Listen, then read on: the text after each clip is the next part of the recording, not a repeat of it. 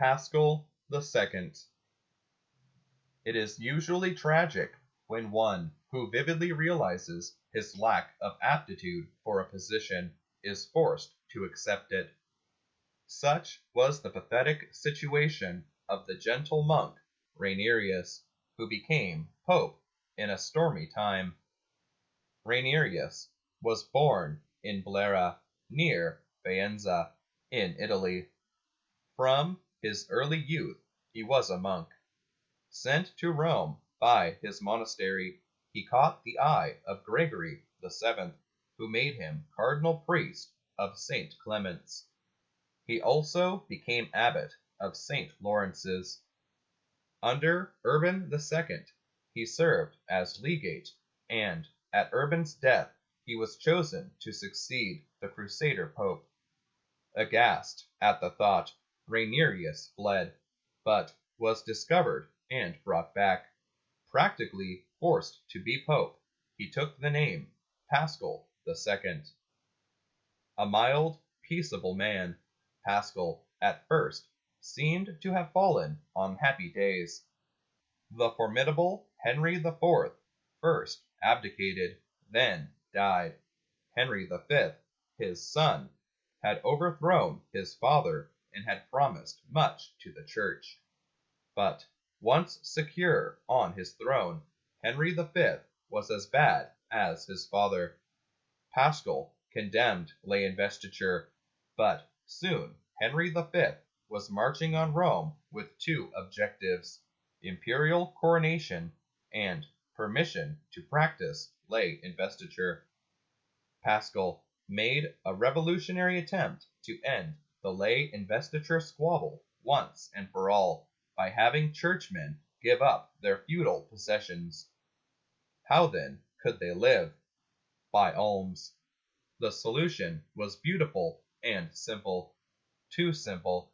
The great German prince-bishops and lord abbots looked bleakly on the proposal, while Henry himself was not enthusiastic. He liked the idea of great church vassals. All he wanted was control of them.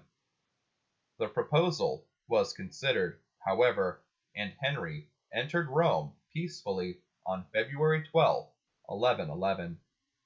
But when the time came for Henry's coronation, the affair exploded in a stormy scene in St. Peter's. The Germans would not hear of Paschal's plan to extricate the church from the octopus grasp of feudal ties. Angrily, they demanded that Paschal crown Henry at once.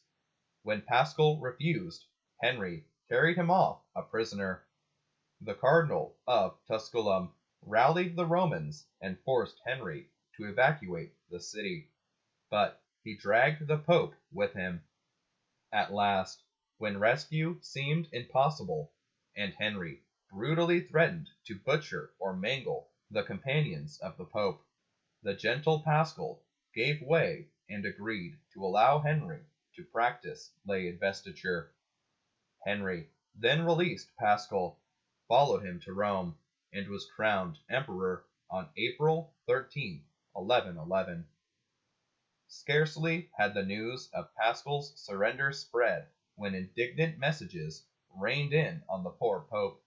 He was accused of being weak, which was true, of being heretical, which was false.